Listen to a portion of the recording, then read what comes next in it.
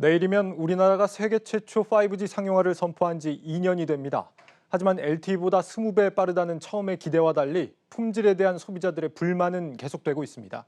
이통사들은 속도보다 콘텐츠 개선을 통해 만회에 나선다는 방침입니다. 양현주 기자입니다. 5G가 상용화된 지 2년이 지났습니다. 그동안 국내 5G 가입자 수는 꾸준히 늘어 지난 2월 1,300만 명을 넘어섰습니다. 데이터 전송 속도도 세계 최고 수준입니다. 통계로만 보면 5G가 시장에 성공적으로 안착하고 있는 모습인데요. 실제 소비자들은 어떻게 느끼고 있을까요?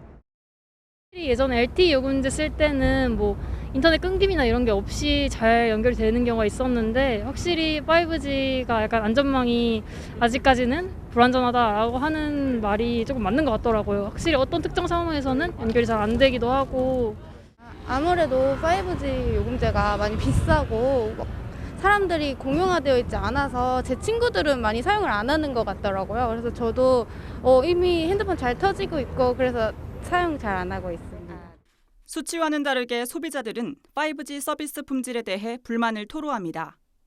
잘 안 터지고 기대만큼 빠르지도 않은데 비싸다는 겁니다. 실제로 지난해 말 정부가 실시한 품질 평가에서도 백화점과 공항 등 다중시설 10곳 중 4곳에선 5G 이용이 불가능한 것으로 나타났습니다. 당초 정부와 통신사가 홍보했던 LTE보다 20배 빠른 5G는 찾아볼 수 없습니다. 일부 소비자들은 집단 소송까지 제기하고 나섰습니다. 5G 전국망 구축이 지체되고 있는 데에는 정부와 통신사의 고의와 과실이 있다는 겁니다.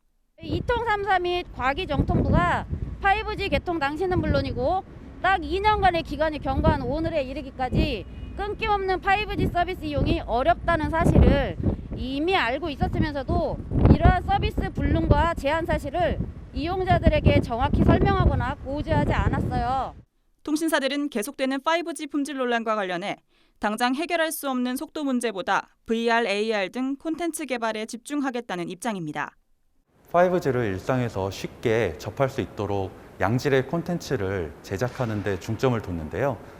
작년 1주년 시점에서는 VR, AR 콘텐츠 3,000여 개를 제공했는데 그동안 여러 제작사들과 양질의 콘텐츠를 만들기 위해서 노력한 결과 2주년 되는 시점에 4,500여 개의 VR, AR 콘텐츠를 제공하고 있습니다.